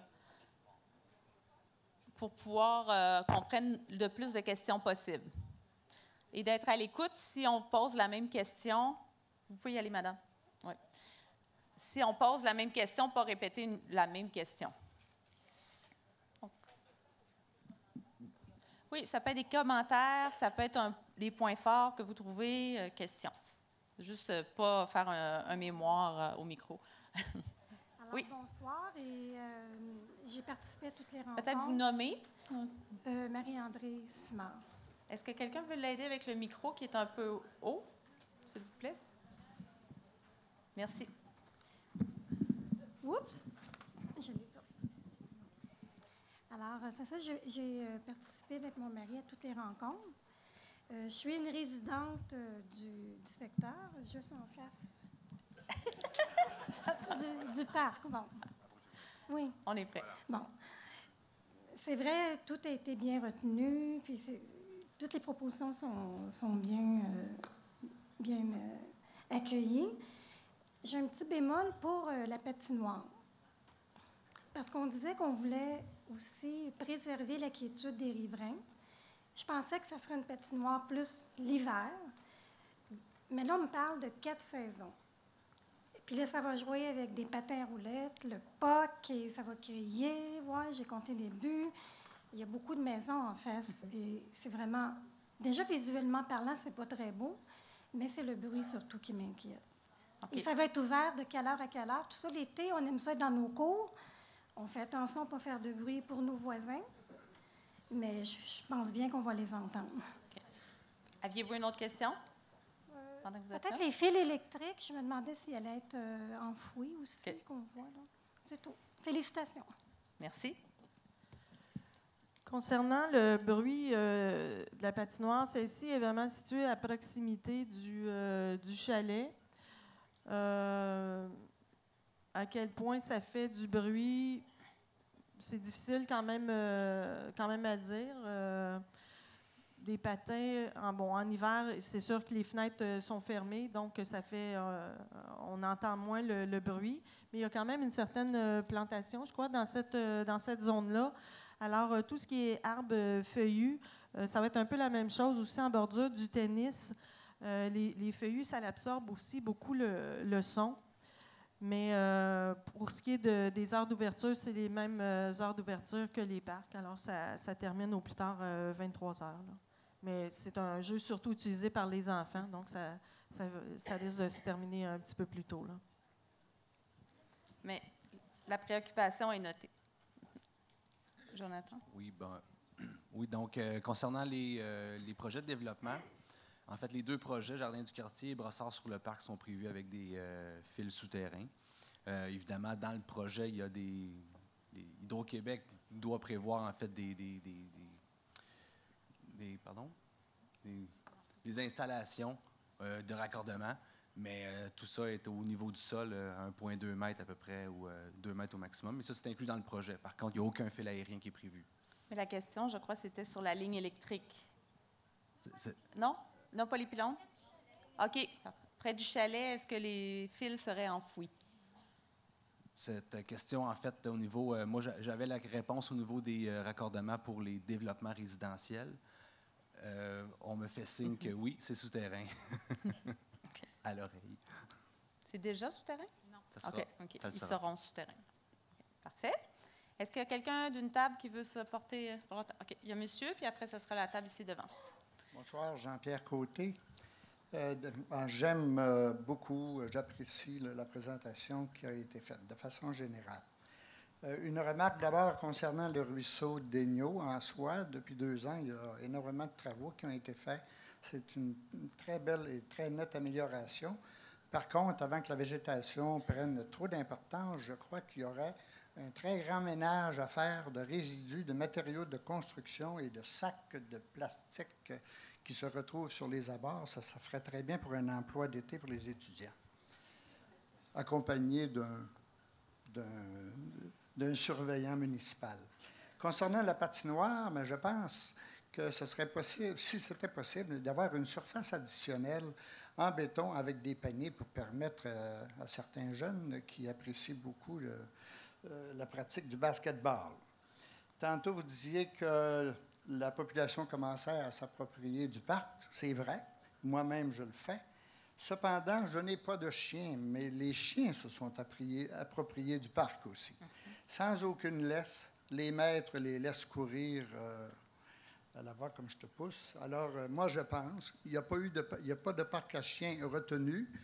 Je recommande que la réglementation en vigueur ou une nouvelle réglementation soit adoptée par la Ville et qu'elle soit mise en application avec un ramassage des excréments. Je constate sur une... Je vais vous demander de poser une question puis de conclure, s'il vous plaît. Oui. En fait, sur la rue du Chardonneret et du Condor, il y a au moins 500 habitations. À l'examen de votre diapositive tout à l'heure, il y avait beaucoup de flèches en vert qui montraient que le nouveau quartier de la famille Molessini et le quartier que Trigone va développer, tous ces quartiers, ces nouvelles rues, ont des accès au futur parc. Or, les 500 familles, là où nous nous trouvons, rue du Chardonneret, il n'y a aucun accès parce que tout est de propriété privée. Alors, je trouve curieux que jusqu'à maintenant, les syndicats de copropriété n'aient pas été... aucune demande ne leur a été faite concernant d'éventuelles possibilités de passage avant que le vandalisme se poursuive comme ça se fait présentement entre Est-ce que c'est deux votre syndicats. question? C'est ma question. Parfait. Quand est-ce qu'on va apprendre des nouvelles concernant les accès de notre côté? Donc, la question des accès, si on connaît si ça existe du basketball sur ce type de patinoire-là, et la question de la réglementation des chiens. Concernant la question basketball, oui, quand on fait une patinoire 4 saisons, on peut intégrer facilement des paniers de basket. Ça va être le cas dans celle qu'on installe cet été au parc Vanier. Fait que ça peut être fait là, sans problème. Là, généralement, c'est ce qu'on installe. Là. Est-ce que la patinoire va être réfrigérée? Jusqu'à maintenant, ce point-là n'a pas été retenu par le Conseil concernant la portion réfrigérée. Elle ne sera pas réfrigérée. OK. Merci. On va continuer. Désolée, on ne peut pas commencer ça. Est-ce que par rapport aux chiens et les accès? Donc, on est conscient, en fait, que cet accès apparaît au plan. Il y a des recherches qui ont été faites au niveau de notre côté, en fait, de l'urbanisme et du greffe, à savoir s'il y avait servitude en faveur de la ville ou de la ville de Longueuil à l'époque qui avait fait le développement. Il n'y en avait pas. Donc, dans le démarchage, en fait, il devrait y avoir bientôt des contacts avec les syndicats de copropriété pour tenter de faire un accès au parc, évidemment. Ce sont des accès qui sont projetés. Par contre, les finalités ne sont pas tout à fait définies. Quand on regarde, par exemple, du côté de Cerisier, Cyprès, eux autres, ça va très bien parce que les accès sont de propriété de la ville dans ces projets-là. Par contre, celui-là, malheureusement, il n'y a rien pour le moment. Par contre, comme je vous garantis qu'il va y avoir du démarchage dans les prochaines semaines, puis on va espérer le mieux. Est-ce que par rapport aux chiens, il y a une précision à apporter? Par rapport aux chiens, en fait, la réglementation, si je me souviens bien, on a le droit de se promener dans les parcs en laisse, sur les sentiers. À savoir, quand il y a un chien, par contre, qui est sans laisse, là, ça devient problématique. C'est un cas de policier. Là, c'est toujours une question de vous appeler la police puis elle se présente. En fait, c'est un jeu de chat et souris. Là, la personne, souvent, elle est partie. Par contre, on en prend bonne note. On va faire il y a plein de moyens, par exemple, des pancartes afin de rappeler la réglementation aux gens. Donc, on va y aller de cette façon-là. Mais j'en prends bonne note, puis je ferai un suivi avec vous pour cet aspect-là. Merci. Donc, il y avait quelqu'un à la table ici. Oui, bonsoir. Je tiens à vous féliciter pour la belle présentation, là, tout d'abord. Mon nom est Mathieu Ménard. Je suis résident du secteur C. La première question, c'est est-ce que la Ville prévoit une piscine municipale dans le secteur C, pas nécessairement dans le parc, mais pour les résidents du secteur C? Deuxième question, c'est par rapport au ruisseau d'Agneau. Il y a une école qui va être construite vraiment très près. Est-ce que vous prévoyez de sécuriser les lieux pour les petits-enfants qui vont sûrement circuler? Puis, toujours en termes de sécurité, l'étang qui est très près, la clôture que vous avez mentionnée, est-ce que c'est permanent ou c'est seulement temporaire? Puis, visuellement, de quoi cela va avoir l'air? Est-ce que ça va être joli? Ou encore une fois, est-ce que ça va être sécuritaire pour les petits-enfants? Donc, c'est nos questions. Donc, la piscine, le ruisseau d'Agneau, sécurité, et la clôture pour l'étang. Moi, je vais parler au niveau de la sécurité. Comme on l'a mentionné, là, actuellement, c'est des pré-concepts. Donc, oui, les plans et devis, on va commencer à l'automne, mais c'est l'exercice qu'on va faire durant l'été. C'est toutes les interrogations que les gens auront. Et nous, on doit faire l'exercice de notre côté. Qu'est-ce qu'il y a à faire? Qu'est-ce que ça va impliquer? Donc, pour répondre au niveau de l'étang à proximité de l'école, oui, il y a une clôture. Tout dépendra comment on traitera l'étang dans le futur. Possiblement que la clôture peut être permanente. On est en étude en ce moment. Si clôture reste, je suis la première à parler d'une clôture décorative. Ça ne sera pas une clôture en maille de chaîne. Ce n'est pas une prison qu'on veut créer. On veut faire un parc qui est harmonieux et intégré. Donc, c'est une de mes préoccupations, c'est toujours de l'embellissement et ça fait partie d'un élément de mobilier qui doit être bien harmonieux et décoratif. On regarde différentes possibilités. Actuellement, les étangs faisaient partie d'un projet qui était un golf. Alors, c'était des trappes d'eau qui étaient des zones pour complexifier le trajet des balles et tout. Donc, on va aussi regarder les possibilités peut-être d'aplanir et corriger les pourtours des étangs. Donc, ça fait partie des études qu'on est en train de faire. Et actuellement, ces étangs-là, pour répondre un peu à une question qu'on parlait, c'est une question de végétalisation. Donc, nous, on veut, actuellement, ce sont les étangs engazonnés dans leur pourtour. Nous, on veut les naturaliser, c'est-à-dire plutôt les végétaliser. Alors, rendre ça de manière un peu plus naturelle. Alors, en retravaillant les pourtours, fait en sorte que c'est moins dangereux, moins paniquant. Donc, si jamais il y a quelqu'un pourrait glisser, c'est de créer des pentes très, très douces. Donc, actuellement, c'est vrai, c'est vraiment des trous. Alors, c'est toutes des questions qu'on va travailler durant l'été. Je ne sais pas si ça répond à l'ensemble des questions. Oui, merci. Et le ruisseau d'Agneau, la question sur la sécurité? Il y avait la question piscine. Je vais terminer pour le ruisseau d'Agneau. Je sais, du côté de la rue, à l'opposé, il y a déjà une clôture qui est déjà aménagée. C'est sûr que c'est à regarder, c'est à étudier. On ne privilégie pas nécessairement, on ne veut pas systématiquement mettre des clôtures partout. C'est pareil, lorsqu'on circule le long du fleuve, on ne met pas nécessairement une clôture. Donc, mais c'est des éléments auxquels on va se questionner, on va analyser les situations. Ça fait partie de nos études. Mais je ne peux pas vous répondre ce soir. L'idée, ce n'est pas de clôturer systématiquement, excusez, la misère avec le mot, systématiquement les plans d'eau. C'est pas ça. Merci. Oui, concernant la piscine, on a opté pour un jeu d'eau. Il n'y a pas vraiment de piscine qui a été identifiée pour le secteur des C. La piscine la plus près étant Saint-Alphonse actuellement pour votre côté. Là. Fait que pour l'instant, ce n'est pas planifié. Donc, une question pour la table là-bas? Oui, bien, j'en ai peut-être deux. La première, c'est que, bon, on parle beaucoup on a parlé de chiens. Le parc à chiens était peut-être supposé d'avoir un parc à chiens. Là, il n'y en a pas du tout. Le parc à chiens le plus près est un petit peu loin. Alors, est-ce qu'il y a l'idée mettre un parc à chiens pareil ou c'est pas décidé? C'est entièrement non, il y a un petit peu de gris peut-être, parce qu'on parlait de l'autre côté peut-être du ruisseau. Deuxième question, on posait la question à la table, ça semble être plat, mais on ne parle pas de buttes. Est-ce qu'il va y avoir des buttes un peu partout là-dessus? Est-ce que ça reste plat? Parce que je sais que c'est juste, on voit des photos, c'est pas clair, mais est-ce qu'il y a de l'aménagement de buttes, sauf la butte pour la glissade? Parfait. C'est de vos deux questions.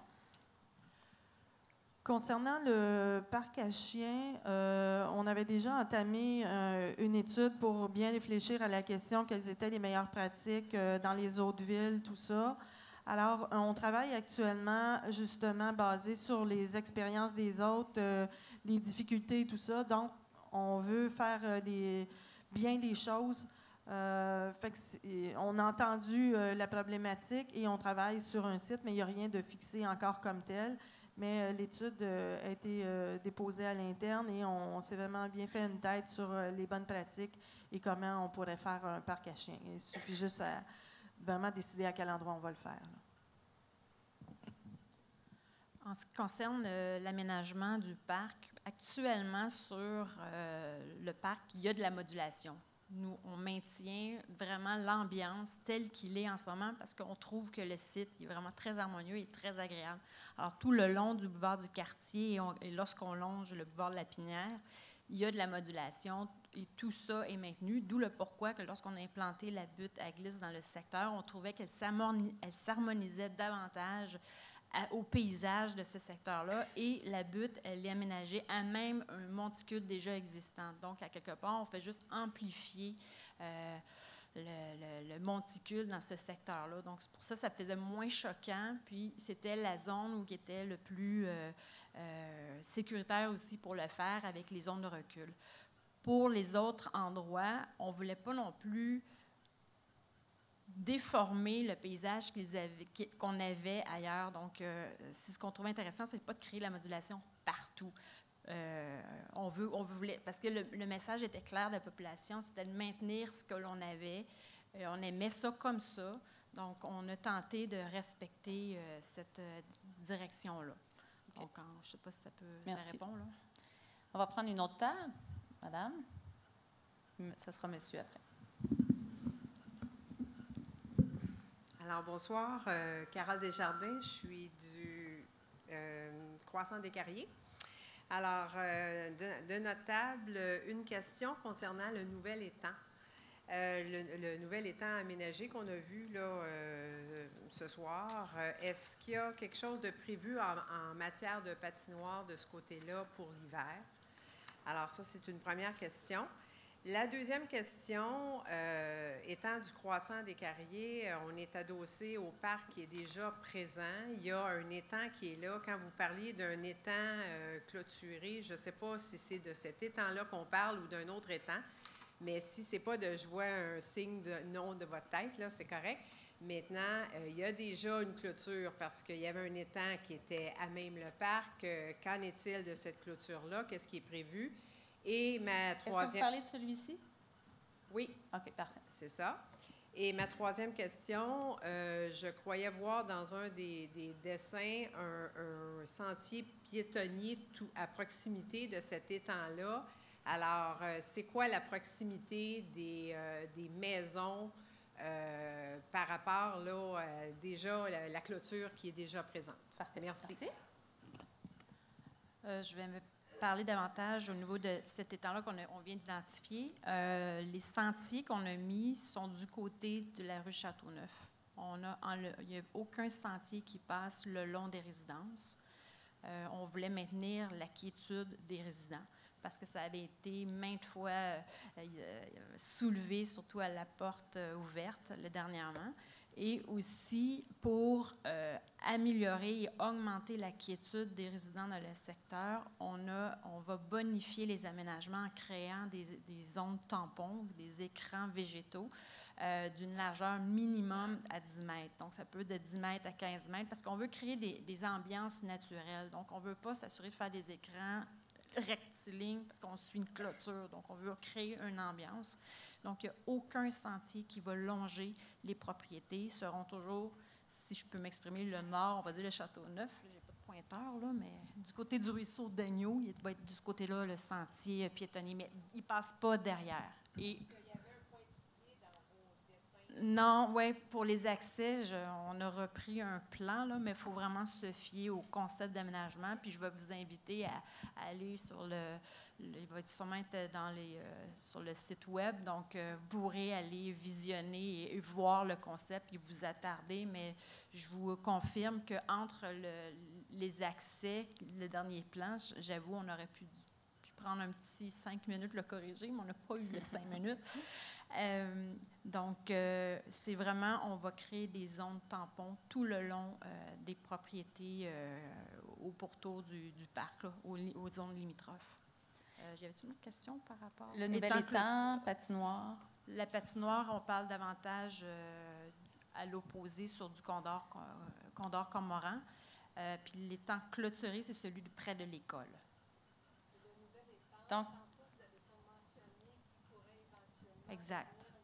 Ça pourrait devenir une patinoire. Ce serait le lien qui pourrait être intéressant parce qu'on a souvent des patinages libres, ça fait toujours sur des zones des patinoires de hockey, puis finalement, on ne peut pas patiner parce que c'est juste du hockey, là, ça devient conflictuel. Okay. Donc, juste pour pas qu'on parte une discussion, donc j'entends qu'il y a un souci sur la quiétude ici avec l'idée du patinage sur l'étang. Okay.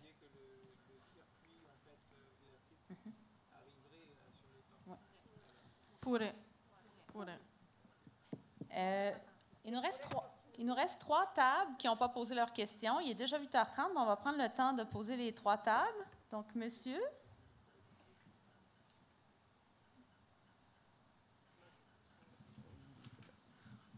Bonjour, mon nom est Dr. Victor Chan.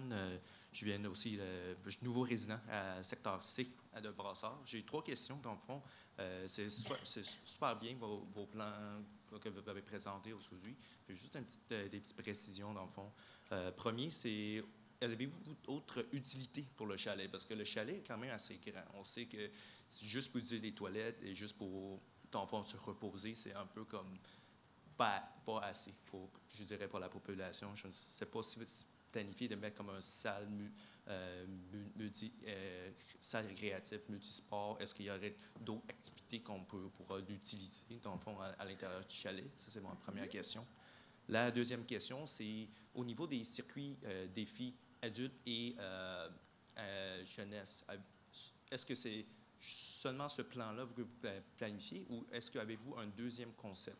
Parce que je viens aussi dans les autres villes. Il y a d'autres villes qui, à place de faire un circuit qui est juste rassemblé à un seul endroit, ils font autour d'un sentier à place. Parce que je le vois de même, selon moi, si c'est un circuit défi qui est juste concentré à un autre endroit et beaucoup de monde qui l'utilise, là, ça va créer de l'attente pour plusieurs personnes qui vont attendre pour le même circuit. Tandis que si on fait autour d'un sentier, bien, le monde pourra aller dans plusieurs stations en même temps. Et on peut aussi l'intégrer, les deux circuits adultes et jeunesse en même temps, parce qu'on pourra, mettons, mettre différentes cibles qu'on pourra faire soit pour les jeunes ou soit pour les adultes à la place. Ça sauvera de l'argent pour la ville en même temps. Troisième question. Troisième question, ce serait les terrains de tennis. Avez-vous planifié seulement la même surface encore ou avez aussi pensé à d'autres surfaces? Parce que vous avez dit aussi que les villes, vous voulez comme se rapprocher des autres villes. Les autres villes, comme Saint-Lambert et Longueuil, ont des terrains battus et aussi des gazons synthétiques. Donc, pensez-vous aussi en mettre de différents types de surfaces sur ce parc-là également? Okay. Merci. Donc, le chalet, le circuit défi et le tennis.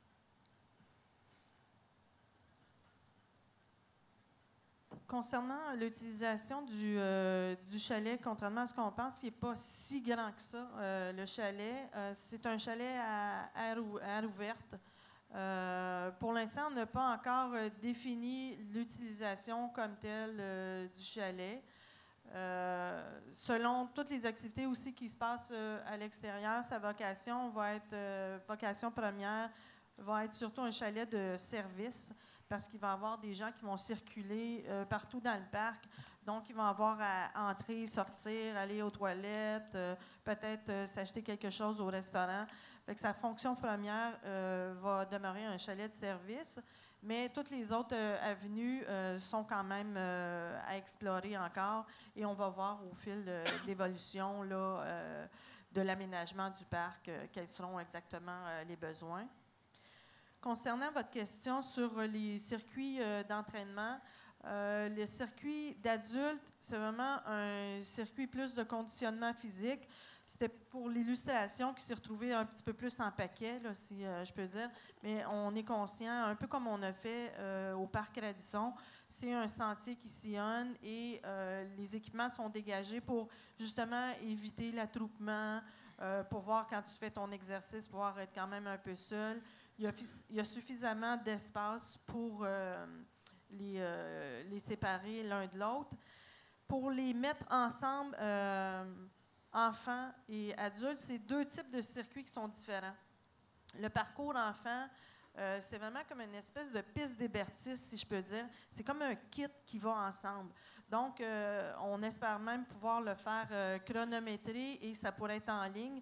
Donc, les jeunes pourraient presser un bouton, ils doivent franchir les différentes étapes, monter, passer en dessous, grimper un truc avec des cordes, passer en dessous et finir le parcours et retoucher la borne. Et ça leur donne leur temps. Puis là, il met Jonathan. Puis là, ça donne, il a fait son temps en 1:10. Et là, ses petits voisins, ils retournent une autre journée, puis ils essaient de battre son record. Et là, on peut avoir le champion après un mois, ou on pourrait même en faire une animation virtuelle. C'est pour ça que c'est deux circuits qui sont complètement distincts, qui ne peuvent pas nécessairement être mixés. C'est comme une activité en soi, le parcours jeunesse. Et le type de surface pour le terrain de tennis? Le type de surface tennis, on n'a pas encore statué sur les surfaces. Généralement, on en choisit une et on ferait les 8 là, du même type de surface, mais on ne s'est pas questionné du tout sur les différentes surfaces. Là. C'était juste si vous avez une suggestion, vous pouvez l'écrire sur votre feuille d'évaluation. Merci. On a une autre table derrière. Est-ce que vous aviez une question? Non? Ici, allez-y, monsieur.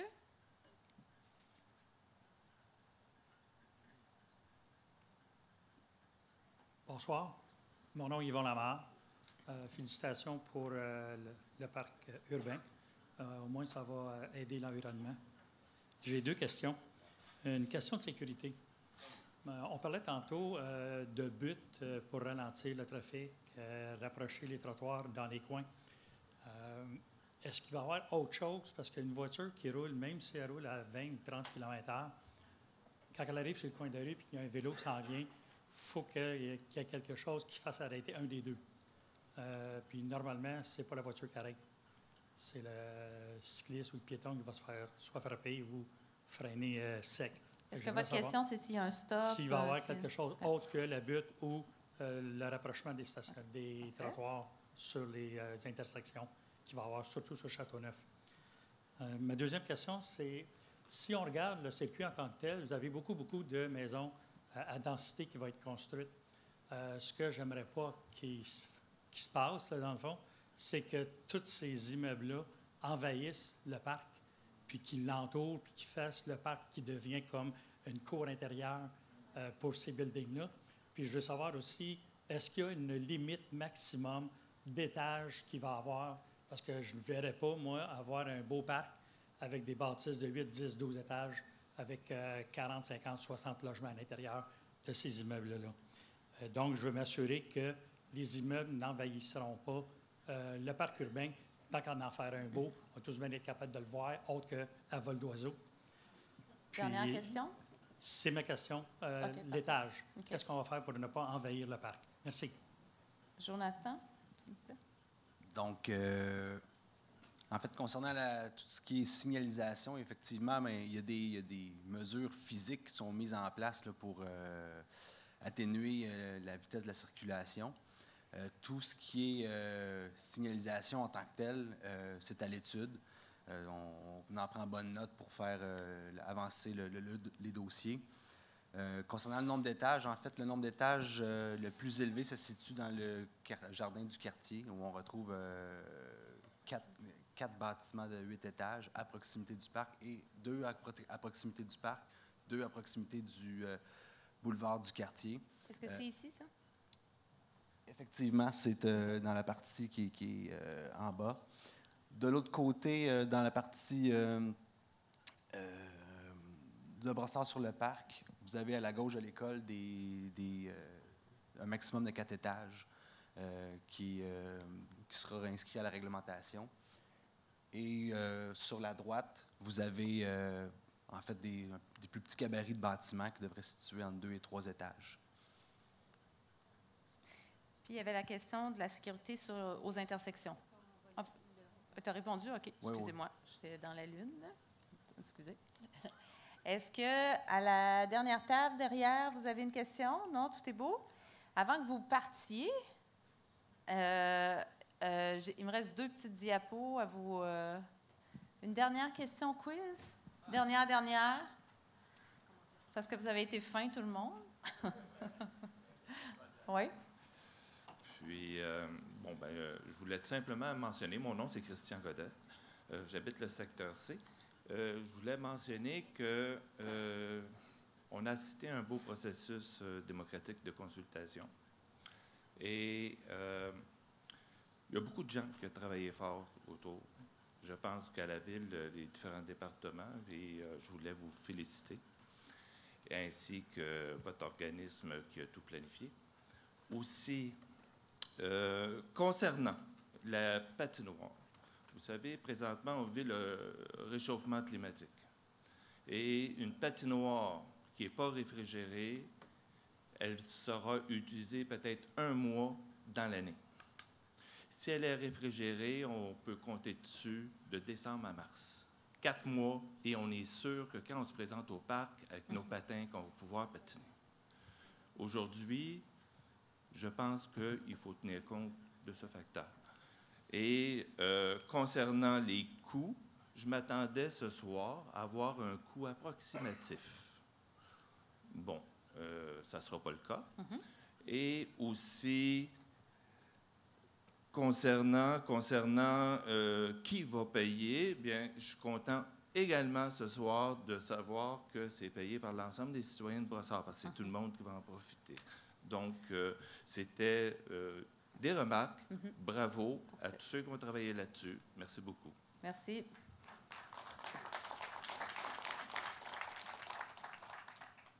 Donc, juste avant que vous quittiez, j'aimerais que vous preniez le temps de compléter la fiche d'évaluation, s'il vous plaît. Ça nous aide toujours à améliorer les rencontres et à noter aussi vos questions qui demeurent, auxquelles la Ville pourra vous répondre. Et pour rester informé, on vous invite à aimer la page Facebook. Partez pas 30 secondes, attendez-moi. Il y a sur le site web de la Ville de Brossard avec les grands projets. Et pour vous dire le mot de la fin, juste avant, M. le maire va s'approcher pour prendre la parole, pour faire le mot de la fin, mais j'aimerais tâter le pouls de la salle avec le pouce. Comment vous ressortez de la rencontre? Super satisfait, moyen, avec des petits doutes, ou bien pas satisfait? Juste pour tâter le pouls. Donc, je vois une majorité de pouces en l'air avec quelques bémols. Donc, oui, c'est bon. Donc, il y a des plus, il y a des moins que j'entends. Parfait. Bon, bien, merci de votre participation constructive. Et merci à nos 3 représentants de la Ville de Brossard qui ont accepté de venir. Je passe la parole à M. Leduc. Oui. Le plan? Parfait. Parfait.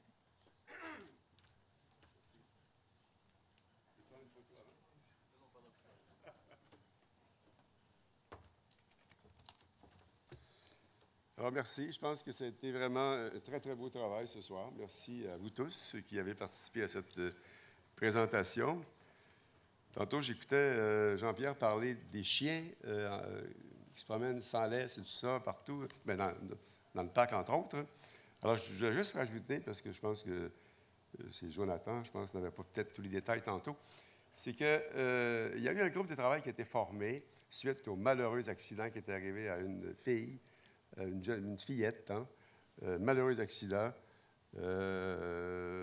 Alors, suite à ça, avec son grand-père, avec les parents, avec des citoyens et des spécialistes, on a eu des réunions pour revoir notre règlement sur les animaux de compagnie. Alors, on arrive là à un processus final bientôt. Je sais que des recommandations ont été formulées par le groupe. Ça doit arriver aux élus bientôt. Alors, il y aura sûrement des mesures qui vont être prises. D'abord, bien sûr, pour que les chiens soient en laisse. Écoutez, des choses que moi, je peux penser qui vont arriver, là, parce que ce n'est pas moi qui décide, c'est le conseil. Sûrement qu'il y aura des pénalités financières, des amendes beaucoup plus élevées pour les chiens qui ne seront pas en laisse, par exemple. Ça, je peux vous dire ça. Il y aura peut-être bannissement de races ou de chiens dangereux. On ne le sait pas. Mais je vous avoue que dans les semaines qui viennent, là, publiquement, on aura un projet de règlement pour améliorer ou bonifier le règlement qu'on a déjà concernant les animaux de compagnie. Peut-être plus d'inspecteurs sur la route actuellement dédiés à ça. C'est toutes des choses que le Conseil devra décider en se penchant sur le travail que le groupe de travail a fait là-dessus. On a vraiment réuni des spécialistes concernant les animaux de compagnie. Et puis, on verra bientôt ce qui va se passer avec ça. Je voulais préciser ça. Maintenant, vous savez, ce qui se passe ce soir, c'est le fruit d'un long travail, un long processus, comme on l'a dit au début. Alors, c'est sûr que les gens qui ont travaillé là-dessus, les départements, ils ont fait un excellent travail, on l'a dit, on va le redire, on les remercie. Mais avant que ça arrive au département, bien sûr, il y a des discussions qui se font à un autre niveau. C'est au niveau des élus, puis au niveau de la direction générale.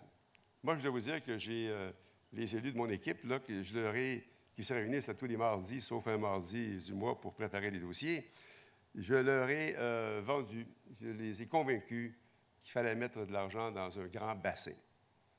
Bon, ils ont acheté l'idée, donc j'ai parlé après ça au directeur général, j'ai dit, Monsieur Bouchard, il y a un immense parc dans les L, les maisons du domaine Rive-Sud, qui s'appelle le parc Lugano, que je suis allé voir à l'occasion, que vous avez sûrement vu. Il y avait une photo, mais qui n'était pas vraiment extraordinaire, parce que c'est plus beau en été.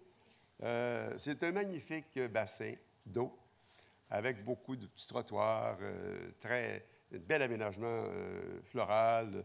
En fait, c'est magnifique comme bassin. Ça a coûté près d'1 million de dollars. Mais à la différence de celui-là, excusez-moi, ce sont les citoyens du quartier qui le payent entièrement, parce que c'est eux qui le voulaient. Alors, c'est à la charge du bassin, qui est ce secteur-là, le $1 million. Alors, moi, je disais à mon directeur général et à mes élus, j'ai dit, écoutez, je pense que là, on a un parc là, qui est là pour toute la population, pas seulement pour un secteur. Donc, comme on le disait tantôt à M. Godette, c'est que à l'usage de tout le monde, mais payé par tout le monde aussi. Donc, étant donné que c'est payé par tout le monde, puis que tous les citoyens vont en profiter, j'ai dit, pourquoi est-ce qu'on ne mettrait pas de l'argent nécessaire? On n'a pas de coût ce soir, là, comme on le disait tout à l'heure, mais ça viendra, pour faire quelque chose qui va être d'abord extrêmement beau pour les citoyens qui demeurent là, mais aussi qui va être quelque chose de fréquentable, appelons ça comme ça, pour tous les citoyens de Brossard. Puis ils vont en être fiers quand ils vont aller dans leur parc, quand ils vont avoir ce bassin aménagé, heureusement près de certaines résidences. Bravo pour ceux qui sont proches, mais ça va donner quand même une valeur à la ville de Brossard et au quartier en particulier. Tu sais, je voulais souligner ça, mais ça, là, ça part des élus qui se rencontrent à chaque semaine pour prendre des décisions. Puis moi, je vais leur dire merci. Tantôt, j'ai dit qu'ils étaient visionnaires. Bien, c'est vrai qu'ils le sont pour donner à la population un équipement d'aussi grande qualité. Parce que Brossard est quand même une ville qui a des revenus. Écoutez, le secteur C, on a vendu le golf en 98. Bon, puis rappelons-nous que le golf, quand on l'a vendu, il y avait une condition qui a été mise, en fait, dans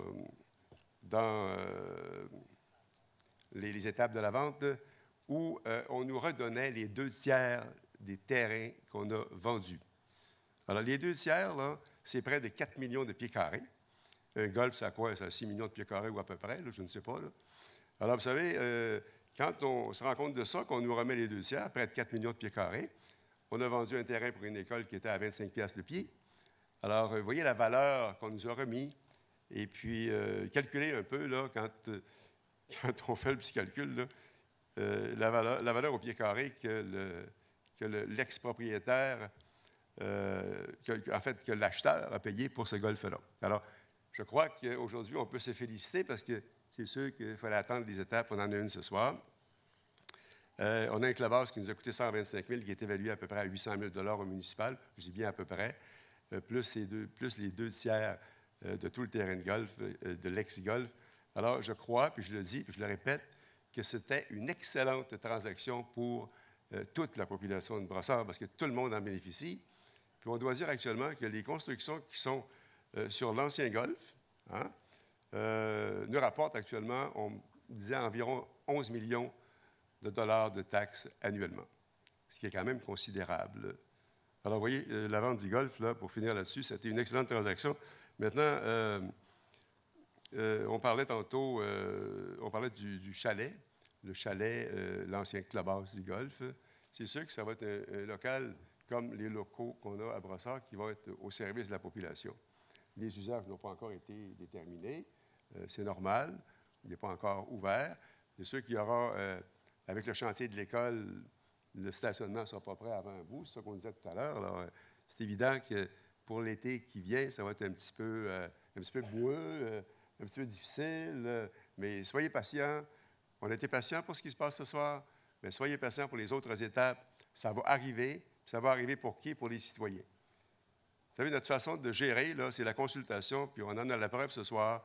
Puis il y en a beaucoup de consultations dans d'autres volets municipaux, d'autres projets. Prenez le centre multifonctionnel avec volet aquatique. C'est pour les familles qu'on fait ça, pas pour nous, les élus. Alors, il y a eu aussi une grande consultation là-dedans. Vous verrez les étapes à venir. On a déjà donné le contrat aux professionnels récemment. Je pense que c'était environ 2 millions de dollars. Alors, c'est un projet qui va se réaliser.